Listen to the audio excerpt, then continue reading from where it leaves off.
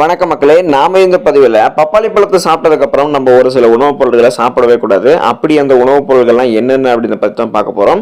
இப்போ பொதுவாகவே நம்ம சாப்பிடுவதற்கு முன்னாடியும் சாப்பிட்டதுக்கு அப்புறம் ஏதாவது பழங்கள் சாப்பிடுவது வழக்கம். அப்படி சாப்பிட்றது நமக்கு ஆரோக்கிய நன்மைகளை கொடுக்கும். ஆனால் சில பழங்களை நீங்க சாப்பிடும் போதும் சில உணவுகளை நீங்க சேர்த்துக்க கூடாது. ஸோ அதை நீங்க சாப்பிட்டு முடிக்கிறதுக்கு முன்னாடியும் அல்லது சாப்பிட்டு முடிச்சதுக்கு அப்புறமும் நீங்க ஒரு சில உணவுகளை சேர்த்துக்கொள்ளவே கூடாது. அதுல முக்கியமானது தான் இந்த பப்பாளி பழம். பப்பாளி பழத்துல அதிக அளவு நார் சத்து, விட்டமின் சி, அப்புறம் ஆன்டி ஆக்சிடென்ட்கள் நிறைந்திருக்கு. மேலும் பப்பாளி பழத்தை நீங்க சாப்பிடும்போது இயற்கையாகவே பல நோய்கள் இருந்து உங்களை விடுபட வைக்கும் தான். ஆனா இதை நீங்க சாப்பிட்டதுக்கு அப்புறம் சாப்பிடவே கூடாத ஒரு சில உணவுப் பொருட்களா இருக்கு. அதெல்லாம் தெரிஞ்சுக்கிட்டு இனிமே பப்பாளி சாப்பிடுங்க, அப்பதான் நமக்கு நல்லது. அந்த உணவுப் பொருட்களை பார்க்கலாம். அதை பார்க்கறதுக்கு முன்னாடி இந்த வீடியோக்கு ஒரு லைக் கொடுத்துட்டு இந்த தகவலை உங்களுக்கு தெரிஞ்சவங்களுக்கும் ஷேர் பண்ணி விட்டுருங்க. ஏன்னா இது அவங்களுக்கும் பயனுள்ள தகவலாக இருக்கக்கூடிய ஒரு எச்சரிக்கை தகவலாகவும் இருக்கு. இது போன்ற அப்டேட்ஸ்களை தொடர்ந்து பார்க்கறதுக்கு நம்மளுடைய ஹெல்த் நியூஸ் தமிழ் சேனலை சப்ஸ்கிரைப் பண்ணி வச்சுக்கோங்க. பக்கத்தில் இருக்கக்கூடிய பெல் பட்டனையும் கிளிக் பண்ணி ஆல் அப்படின்ற ஆப்ஷனையும் மறக்காம செட் பண்ணி வச்சுக்கிட்டீங்க அப்படின்னா நான் போடக்கூடிய எல்லா அப்டேட்ஸும் உங்களுக்கு நோட்டிஃபிகேஷன் அடிக்கடி வந்து சேரும். சரிவாங்க மக்களே, இப்போ வீடியோக்குள்ள போயிடலாம். பப்பாளியையும் பால் பொருட்களையும் நீங்க சாப்பிடவே கூடாது. இப்போ நீங்க பப்பாளி சாப்பிட்டவுடன் பால் மற்றும் பாலில் செய்திருக்கக்கூடிய பால், தயிர், மோர் இது எதுவுமே நீங்க எடுத்துக்கூடாது. பால் பொருட்களையும் நீங்க சாப்பிடவே கூடாது. ஏன் அப்படின்னா பால் பாத்தீங்கன்னா பப்பாளியை சேர்த்து நீங்க சாப்பிடும்போது அஜீரணம், வயிற்று வலி, மலச்சிக்கல், வயிற்றுப்போக்கு போன்ற செரிமான பிரச்சனைகள் எல்லாத்தையுமே ஏற்படுத்தும். மேலும் பப்பாளி நீங்க சாப்பிட்டதுக்கு அப்புறம் தயிர் நீங்க சாப்பிட்டீங்க அப்படின்னாலும் அது உங்களுடைய உடல் உபாதைகள் சைடு எஃபெக்ட்டுக்கு வழிவகுக்கும்.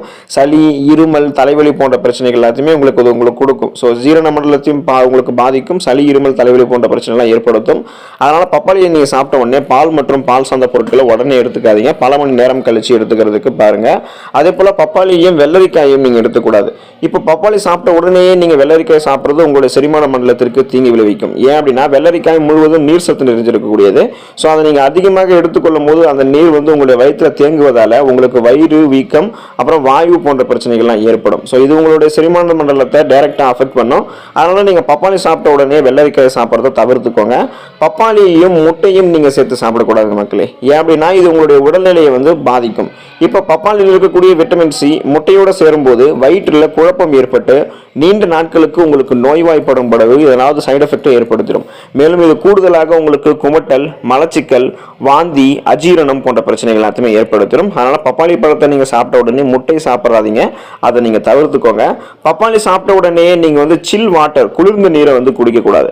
இப்போ ஒரு சில பேர் பழங்களை சாப்பிட்டு முடிச்சதும் தண்ணீர் குடிக்கணும்னு நினைப்பாங்க. அது தப்பு இல்லை. நீங்க பப்பாளி பழங்களை சாப்பிட்டதுக்கு அப்புறம் தண்ணீர் குடிக்கணும் அப்படின்னா மிதமான சூடுல இருக்கக்கூடிய தண்ணியோ அல்லது நீங்க நார்மல் வாட்டர் தான் குடிக்கணும். நீங்க சில் வாட்டரை குடிக்க கூடாது.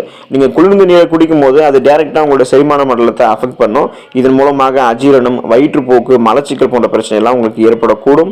அதனால இந்த மாதிரி டிஃபெக்ட் எல்லாம் உங்களுக்கு வரக்கூடாதுன்னு நினைச்சீங்கன்னா நீங்க பப்பாளி பழங்களை சாப்பிட்டதுக்கு அப்புறம் சாதாரணமா இருக்கக்கூடிய தண்ணீரை குடிங்க அல்லது வெதுவெதுப்பான தண்ணீரை குடிங்க. குளிர்ந்த நீரை குடிக்காம தவிர்க்கிறது உங்களுக்கு ரொம்பவே நல்லது. அமிலங்கள் நிறைந்திருக்கக்கூடிய பழங்களை பப்பாளி பழம் சாப்பிட்டதுக்கு அப்புறம் நீங்க சாப்பிடக்கூடாது. இந்த பப்பாளி பழம் சாப்பிட்டதுக்கு அப்புறம் சிட்ரஸ் அமிலம் இருந்திருக்கக்கூடிய எலுமிச்சை, ஆரஞ்சு இது போன்ற பழங்களை, திராட்சை போன்ற பழங்களை நீங்க எடுத்துக்கவே கூடாது. ஏன் அப்படின்னா இது உங்களுடைய உடல்ல ஹீமோகுளோபினுடைய குறைபாட்டை ஏற்படுத்தி நச்சுக்கலவையாக மாறிடும். ஸோ இந்த மாதிரி சிட்ரஸ் அமிலங்கள் இருந்திருக்கக்கூடிய இந்த பழத்தை நீங்க பப்பாளி பழம் சாப்பிட்டதுக்கு அப்புறம் எடுத்துக்காதீங்க.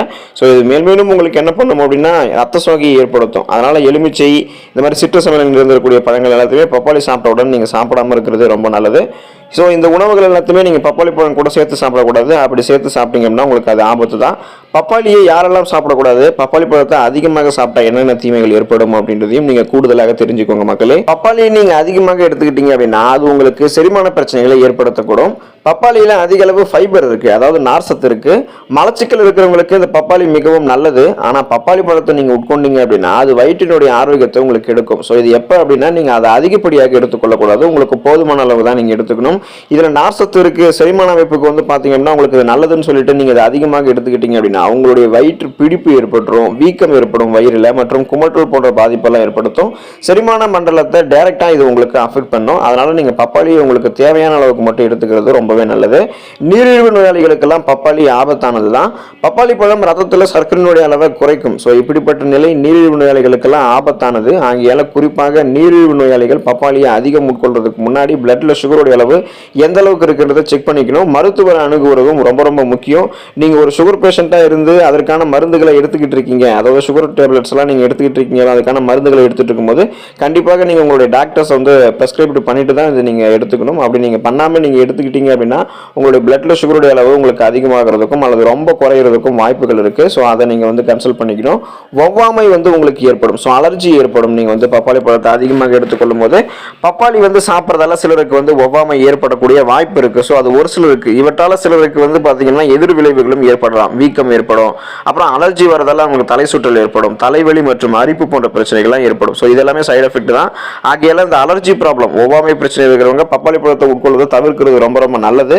ஸோ மற்றவர்கள் எல்லாம் உங்களுக்கு போதுமான அளவுக்கு பப்பாளி பழத்தை சாப்பிட்டு அதில் இருக்கக்கூடிய எச்சரிக்கையான ஒரு சில விஷயத்தையும் நீங்க தெரிஞ்சுக்கிட்டு பப்பாளி பழத்தை சாப்பிட்டு நலமோடு வாழுங்க. அடுத்த ஆரோக்கியமான பதிவில் மறக்காம சந்திப்போம். நன்றி மக்களே.